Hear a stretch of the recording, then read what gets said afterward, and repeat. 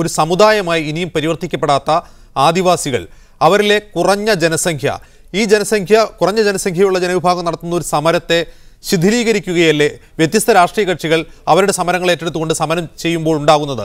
യഥാർത്ഥത്തിൽ ആദിവാസികളുടെ ഒരു കൂട്ടായ മുന്നേറ്റത്തിന് നേതൃത്വം നൽകാൻ രാഷ്ട്രീയ പാർട്ടികൾ ശ്രമിക്കേണ്ടതല്ലേ? ആദിവാസികളുടെ പ്രശ്നങ്ങൾ ഉന്നയിച്ചുകൊണ്ട് നടത്തുന്ന പ്രക്ഷോഭങ്ങളെ തികച്ചും തെറ്റായ രീതിയിലും ഒരു സങ്കുചിതമായ രീതിയിലുള്ളൊരു വീക്ഷണത്തിലൂടെയാണ് നിങ്ങൾ സമീപിക്കുന്നുള്ളത് അങ്ങേയറ്റം ഖേദകരമാണ്. ആദിവാസികളുടെ ആവശ്യങ്ങൾക്ക് വേണ്ടി CPM ഉൾപ്പെടെയുള്ള രാഷ്ട്രീയ പ്രസ്ഥാനങ്ങൾ നടത്തിയിട്ടുള്ള പോരാട്ടങ്ങൾ വളരെ പ്രധാനപ്പെട്ടതാണ്, വിലപ്പെട്ടതാണ്. 2002 മാർച്ച് 9 മുത്തങ്ങ സമരം ആരംഭിക്കുന്നതിന് മുമ്പ് ആദിവാസികൾ വയനാട് ജില്ലയിൽ കുടിൽകെട്ടി ആദിവാസി ക്ഷേമസമിതിയുടെ നേതൃത്വത്തിൽ സമരം ആരംഭിച്ചിരുന്നത്. ആ സമരത്തിൻ്റെയും കൂടെ പശ്ചാത്തലത്തിലാണ് ഒന്നാം UPA ഗവൺമെൻറ് അധികാരത്തിൽ വന്നപ്പോൾ വനാവകാശ നിയമം പാസ്സാക്കിയെടുക്കുന്നതിന് വേണ്ടിയും അത് നടപ്പിലാക്കുന്നതിന് വേണ്ടിയും CPM ശ്രമിച്ചിരുന്നത്.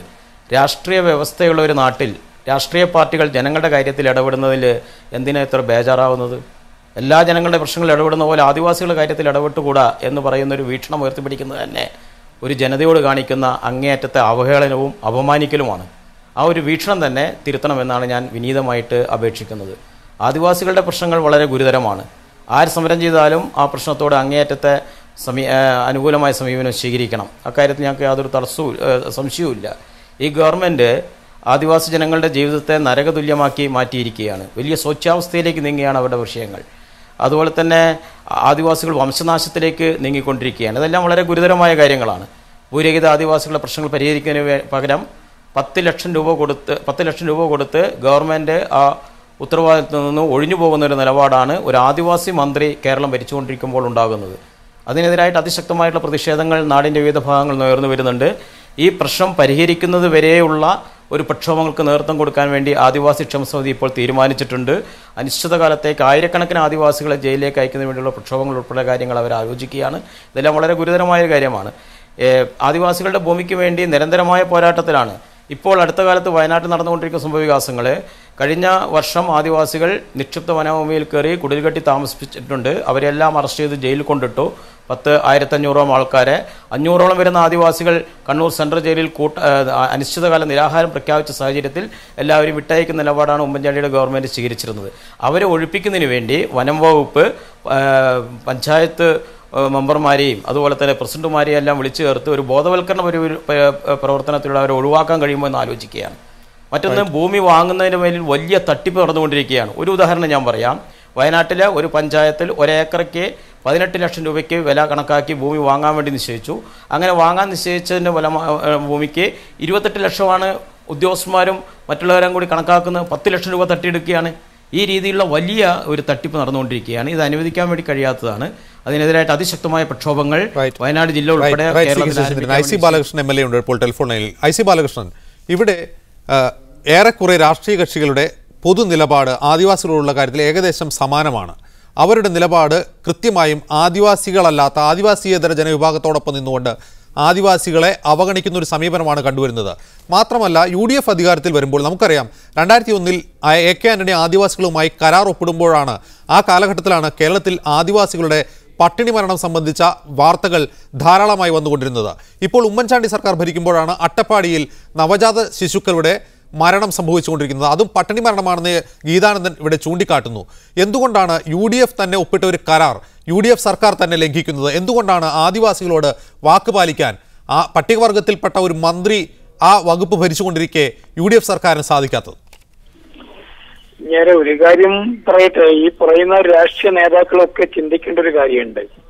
ഇവിടെ ജാനു അന്ന് AK ആന്റണി ഗവൺമെന്റ് ഉള്ള ആ കാലഘട്ടത്തിൽ സമരം ആരംഭിച്ചു. ഞാൻ ചോദിക്കട്ടെ, ഇവിടുത്തെ പാവപ്പെട്ട പട്ടികവർഗക്കാരോട് പ്രതിബദ്ധതയുള്ള ഗവൺമെന്റ് UDF ഗവൺമെന്റാ. അന്ന് AK ആന്റണി സാർ എന്താ പറഞ്ഞത്? ആ സമരം അടിച്ചോടിക്കാൻ പറ്റത്തില്ല, പട്ടികവർഗക്കാർ അവകാശമാണ്, അവർക്ക് ആവശ്യപ്പെടാൻ ഭൂമി കൊടുക്കണമെന്ന് തീരുമാനിച്ചു. ഞാൻ ചോദിക്കട്ടെ, അന്ന് തുടങ്ങിയ ഭൂമിയുമായി ബന്ധപ്പെടുന്ന ആ നയമാണല്ലോ ഇപ്പോൾ നടപ്പാക്കിക്കൊണ്ടിരിക്കുന്നത്. അതിനുശേഷമാണല്ലോ UPA ഗവൺമെന്റ് അധികാരത്തിൽ വന്നു. AK ആന്റണി പറഞ്ഞു കേരളത്തിലെ പട്ടികവർഗക്കാർക്ക് വനാവകാശ നിയമമനുസരിച്ച് ഭൂമി പതിച്ചു കൊടുക്കുന്ന സാഹചര്യം ഉണ്ടാകണമെന്ന് പറഞ്ഞു.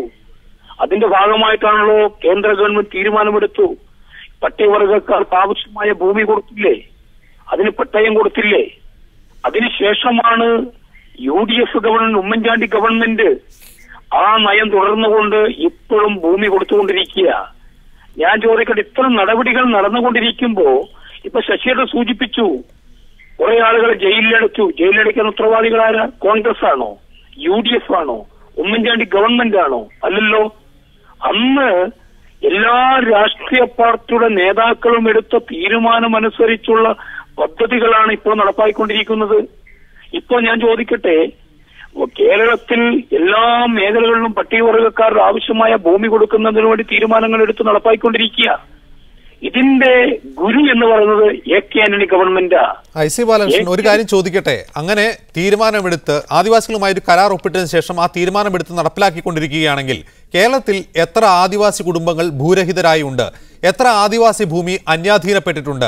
എത്ര പേർ ആദിവാസികൾ ഭൂമിക്കായി അപേക്ഷ നൽകിയിട്ടുണ്ട്? ഇതുവരെ എത്ര ആദിവാസി കുടുംബങ്ങൾക്ക് ഭൂമി നൽകിയിട്ടുണ്ട്? അതിൽ എത്ര ഭൂമി വാസയോഗ്യമാണ്?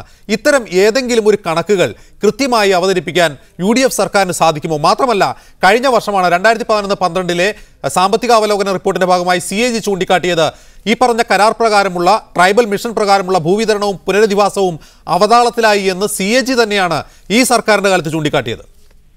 ഞാൻ ചോദിക്കട്ടെ, ഇതൊക്കെ ചൂണ്ടിക്കാണിക്കുമ്പോ പോലും നമ്മൾ നടത്തേണ്ടത് കേരളത്തിലെ ആദിവാസി പ്രശ്നം ഒരു ദശയും കൂടി നമുക്ക് പരിഹരിക്കാൻ കഴിയുമെന്നാണ് തോന്നുന്നത്. ഞാൻ പട്ടികവർഗക്കാരനാ, ഞാൻ പാവപ്പെട്ട കുടുംബത്തിലൊരാളാ. ഞങ്ങളുടെ കുടുംബത്തിലും ഗണ്യമായി ആളുകൾ ഇങ്ങനെ എണ്ണങ്ങൾ വർദ്ധിച്ചുകൊണ്ട് വരിക. അപ്പൊ സ്വാഭാവികമായിട്ടും ഗവൺമെന്റ് അത്തരം കുടുംബങ്ങൾക്ക് ഭൂമി കൊടുക്കുന്നതിന് വേണ്ടിയുള്ള സാഹചര്യങ്ങൾ ഉണ്ടായിക്കൊണ്ടിരിക്കുക. ഇവിടെ സൂചിപ്പിച്ചു, ശശിയുടെ സൂചിപ്പിച്ചല്ലോ, ആളുകൾ ജയിലിലടയ്ക്കുന്നു, ജയിലിൽ നിന്ന് ജാമ്യം കൊടുക്കുന്നു, വിടുന്നു എന്നൊക്കെ. ഇതാരാ ജയിലിൽ? കോൺഗ്രസ് ആണോ? കോൺഗ്രസ് കൊണ്ടുവന്ന നയം പട്ടികവർഗ മേഖലയിൽ നേരിടുന്ന ഭൂമി പ്രശ്നം സമയബന്ധിതമായി പരിഹരിക്കാമെന്നുള്ളതാണ്. അത് ഇത്ര വർഷം കൊണ്ട് പരിഹരിക്കാമെന്നൊരു അഗ്രിമെന്റും ഇല്ല. എത്ര വർഷം കൊണ്ട് പരിഹരിക്കാമെന്നാണ് അന്ന് ആന്റണി കരാർ ഒപ്പിട്ടത്? ഞാൻ ചോദിക്കട്ടെ, 5 വർഷം കൊണ്ട് പറഞ്ഞെങ്കിൽ മടങ്ങിയെത്താൻ താങ്കളിലേക്ക്. M. ഗീതാനന്ദൻ.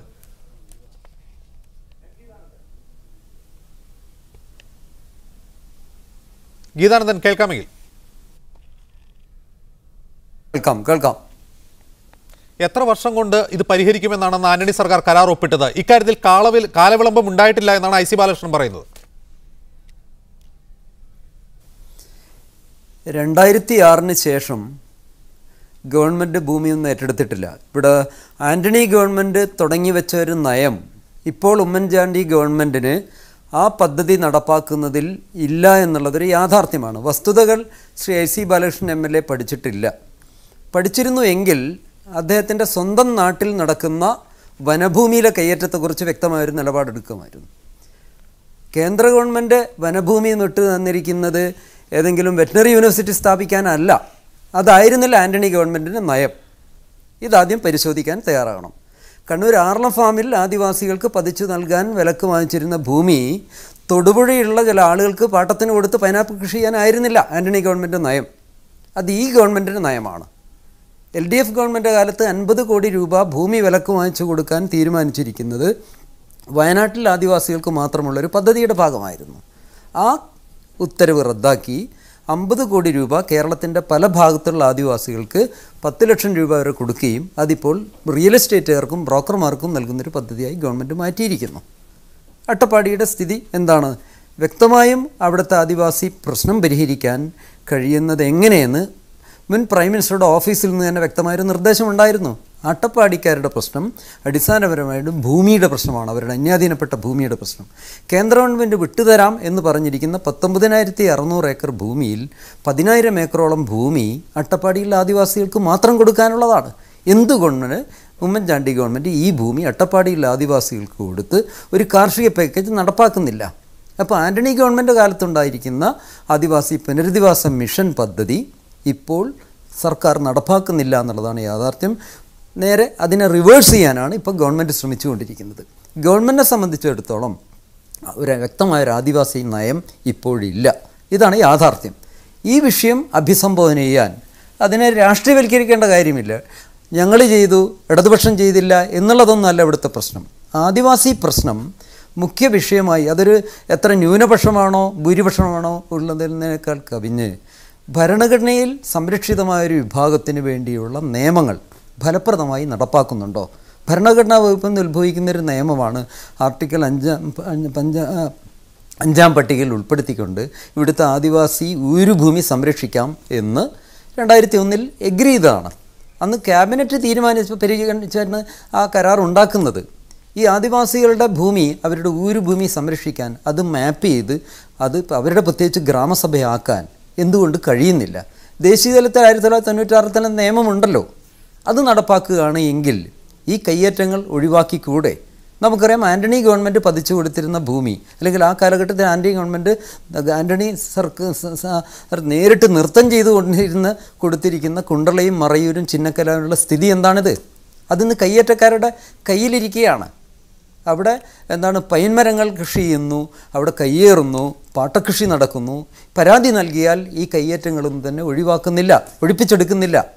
അപ്പോൾ ഗവൺമെൻറ്റിൻ്റെ നയം വ്യക്തമായും ഇതര വിഭാഗങ്ങളെ, കയ്യേറ്റക്കാരെ അല്ലെങ്കിൽ ഇതുപോലെ വൻകിട നിക്ഷേപകരെ, അത് ആദിവാസി ഭൂമിയിലാണെങ്കിൽ പോലും അവരെ പ്രോത്സാഹിപ്പിക്കുന്ന ഒരു നയമായി പരിവർത്തനം ചെയ്യപ്പെട്ടിരിക്കുന്നു. സി കെ ശശീന്ദ്രൻ, ഇവിടെ ഗീതാനന്ദൻ ചൂണ്ടിക്കാട്ടുന്നത് പോലെ തന്നെ ആദിവാസി ഭൂമി പ്രശ്നങ്ങൾ ഓരോ ജില്ലയിലും അതിൻ്റെ സ്വഭാവം വ്യത്യസ്തമാണ്. ഇടുക്കി ജില്ലയിലെ പ്രശ്നങ്ങളല്ല വയനാട്ടിലുള്ളത്, വയനാട്ടിലെ പ്രശ്നമല്ല അട്ടപ്പാടിയിലുള്ളത്. പക്ഷേ ഇതിലെ ഒരു പൊതുവായൊരു കാര്യം, അന്യാധീനപ്പെട്ട ഭൂമിയുടെ കാര്യത്തിൽ ഏറെക്കുറെ കേരളത്തിലെ രാഷ്ട്രീയ കക്ഷികൾക്കെല്ലാം ഒരേ നിലപാടാണ്. കാരണം 5 ഏക്കറിൽ കുറവായ ഭൂമി അന്യാധീനപ്പെട്ട് പോയിട്ടുണ്ടെങ്കിൽ അത് തിരിച്ചു പിടിക്കേണ്ടതില്ല, പകരം ഭൂമി നൽകിയാൽ മതി എന്ന വ്യവസ്ഥ ഉൾക്കൊള്ളുന്നതായിരുന്നല്ലോ 99-ലെ ആദിവാസി ഭൂമി ഭേദഗതി നിയമം. അക്കാര്യത്തിലെങ്കിലും കേരളത്തിലെ രാഷ്ട്രീയ കക്ഷികൾ ഒറ്റക്കെട്ടായി നിൽക്കെ ബാക്കിയുള്ള അപ്പോൾ പുനരധിവാസത്തിൻ്റെ കാര്യത്തിൽ, ഭൂരഹിതരായ ആദിവാസികൾക്ക് ഭൂമി നൽകുന്ന കാര്യത്തിൽ, അത്തരത്തിലുള്ളൊരു കാര്യത്തിലെങ്കിലും യോജിച്ച ഒരു പോരാട്ടത്തിന് നേതൃത്വം കൊടുക്കാൻ രാഷ്ട്രീയ പാർട്ടികൾ, CPM ഉൾപ്പെടെയുള്ള രാഷ്ട്രീയ പാർട്ടികൾ ശ്രമിക്കേണ്ടതല്ലേ? അത്തരം ഒരു പോരാട്ടം നടന്നിട്ടില്ല. ഉദാഹരണത്തിന് വയനാട്ടിൽ പോലും ഇപ്പോൾ വനഭൂമിയിൽ കുടിൽ കെട്ടിയുള്ള സമരത്തിനാണ് CPM നേതൃത്വം നൽകിയിരുന്നത്. സമഗ്രമായ ഒരു ആദിവാസി നയം സ്വീകരിക്കാൻ പോലും രാഷ്ട്രീയ കക്ഷികൾക്ക് സാധിക്കുന്നില്ല എന്ന വിമർശനം സാധുവല്ലേ? വയനാട്ടിൽ നിക്ഷിപ്ത വനഭൂമിയിൽ മാത്രമല്ല ആദിവാസികൾ കുടിൽ കെട്ടി താമസിക്കുന്നത്. കൂടുതൽ ആദിവാസികൾ അവിടെ താമസിക്കുന്നുള്ള ഒരു യാഥാർത്ഥ്യമാണ്. HML കമ്പനികളുടെ ഭൂമിയിൽ കുടിൽ കെട്ടി താമസിക്കുകയും അടുത്ത കാലത്താണ് വലിയ പോലീസ് സന്നാഹത്തോടു കൂടി അവരെ ഒഴിപ്പിക്കാനൊക്കെ വന്നിരുന്നത്. അതിശക്തമായ ചെറുത്തുനിൽപ്പ് നടത്തി അതിനെ തുരത്തി ഓടിക്കാനായിരുന്നു ആദിവാസികൾ ഉൾപ്പെടെയുള്ള കർഷക തൊഴിലാളികൾ തയ്യാറായിരുന്നത്. വയനാട്ടിൽ മാത്രം സ്വകാര്യ ഭൂവുടമസ്ഥന്മാർ സർക്കാരിലേക്ക് നിക്ഷിപ്തമാവേണ്ടുന്ന ആയിരക്കണക്കിന് ഏക്കർ ഭൂമിയാണ് കൈവശപ്പെടുത്തിയിരിക്കുന്നത്. HMLന്റെ ഭൂമി ഏറ്റെടുത്താൽ തന്നെ വയനാട്ടിലെ മുഴുവൻ ഭൂരഹിത ആദിവാസികൾക്കും ഭൂമി കൊടുക്കാൻ വേണ്ടി കഴിയും. അതിന് അനുകൂലമായിട്ടുള്ള അന്തരീക്ഷമാണ് ഇപ്പോൾ. അനുകൂലമായ രീതിയിലുള്ള നിയമനിർമ്മാണം നടത്താനുള്ള ഉത്തരവാദിത്തത്തിൽ നിന്ന് കേരളത്തിലെ ഗവൺമെൻറ് ഒഴിഞ്ഞു മാറുകയാണ്. റവന്യൂ കമ്മീഷണറായിരുന്ന സജിത് ബാബു നൽകിയ റിപ്പോർട്ട് അനുസരിച്ച് ഈ കാര്യങ്ങളെല്ലാം ചെയ്യാവുന്നതേ ഉള്ളൂ. ഒരു ഭാഗത്ത് അതാണ്. മറുഭാഗത്ത് ആരുമായിട്ട് യോജിച്ച സമരത്തിന് ഞങ്ങൾക്ക് യാതൊരു അഭിപ്രായ വ്യത്യാസവുമില്ല. ഇപ്പോൾ 2012 ഞങ്ങൾ നടത്തിയിട്ടുള്ള ഒരു സമരത്തിൽ ആദിവാസി ക്ഷേമ സമിതി വ്യാപകമായിട്ട് നിക്ഷിപ്ത വനഭൂമിയിലേക്ക് കുടിൽകെട്ടി താമസിക്കാൻ വേണ്ടി തയ്യാറായപ്പോൾ എല്ലാവരും അതിന് രംഗത്തേക്ക് വന്നു. കോൺഗ്രസിൻ്റെ സംഘടന രംഗത്തേക്ക് വന്നു, പിന്നെ ഗോത്രമഹാസഭ രംഗത്തേക്ക് വന്നു. എല്ലാവരും കൂടി യോജിച്ചല്ലെങ്കിലും ഒരേ രീതിയിലേക്ക് അതിനെ ചിന്തിക്കാനും പ്രവർത്തിക്കാനും തുടങ്ങി. നേരത്തെ IC ബാലകൃഷ്ണനോട് പറയുന്നത് കേട്ടു, കോൺഗ്രസ്സുകാരാണോ ജയിലിട്ടത്? കോൺഗ്രസ്സുകാർക്ക് ജയിലിടുന്ന പണിയല്ലല്ലോ ഉള്ളത്. കേരളത്തിൽ IC ബാലകൃഷ്ണൻ്റെ MLA നേതൃത്വം കൊടുക്കുന്ന ഗവൺമെൻറ്റാണ് ജയിലിട്ടത്. കോൺഗ്രസ്സുകാർ ജയിലിട്ടാൽ ആദിവാസികൾ കൈകാര്യം ചെയ്യുന്ന നല്ലപോലെ അറിയാലോ. അപ്പോൾ അത്തരം ഒരു പരാമർശം ഒരു MLA നടത്തുന്നത് തന്നെ വളരെ മോശമായിപ്പോയി. അങ്ങനെയല്ല അദ്ദേഹം പറയേണ്ടത്. കേരളത്തിലെ ഗവൺമെൻറ്റാണല്ലോ അവരെ പിടിച്ച് ജയിലിട്ടിരുന്നത്. അപ്പോൾ ഗവൺമെൻറ് ഒരു സമീപനം നേരത്തെ സൂചിപ്പിച്ച പോലെ ആദിവാസികൾക്ക് അനുകൂലമായൊരു നിലപാടല്ല. നിർഭാഗ്യവശാൽ കേരളത്തിൽ ആദ്യമായിട്ടൊരു ആദിവാസി മന്ത്രി ആ വകുപ്പ് കൈകാര്യം ചെയ്യുമ്പോൾ വരുന്നത് അങ്ങേയറ്റത്തെ അരക്ഷിതാവസ്ഥ ആദിവാസികൾക്കിടയിൽ ഉയർന്നു വരികയാണ്. ഏത് സമയത്താണ് ഒരു പൊട്ടിത്തെറിയിലേക്ക് ഒരു ജനസമൂഹമാകെ മാറുക എന്ന രീതിയിലേക്ക് കാര്യങ്ങൾ മാറുകയാണ്. അങ്ങനെ കൊണ്ടെത്തിച്ചിരിക്കുകയാണ് ആദിവാസി ജനവിഭാഗങ്ങളെ. അവരൊരു പ്രശ്നത്തിനും പരിഹാരം കാണാൻ വേണ്ടി കഴിയുന്നില്ല. അർദ്ധ പട്ടിണിയിലാണ് വയനാട് ഉൾപ്പെടെയുള്ള ആദിവാസികൾ. ഒരു നേരം മാത്രം ഭക്ഷണം കഴിക്കുന്ന നിരവധി ആദിവാസി കുടിലുകളെ കാണാൻ വേണ്ടി കഴിയും. അത് വയനാട് ഉൾപ്പെടെയുള്ള പ്രദേശങ്ങളിൽ പട്ടിണി മരണം നേരത്തെ ഇവിടെ സൂചിപ്പിച്ച പോലെ നല്ലപോലെ റിപ്പോർട്ട് ചെയ്യപ്പെടുകയാണ്. ഇതിനെല്ലാം എതിരായിട്ടുള്ള യോജിച്ച സമരങ്ങൾ ഉയർന്നു വരണമെന്ന കാര്യത്തോട് ഞങ്ങൾക്ക് യാതൊരു അഭിപ്രായ വ്യത്യാസവുമില്ല. യോജിച്ച സമരങ്ങൾ വരുന്നതിനും മുന്നോട്ട് കൊണ്ടുപോകുന്നതിനും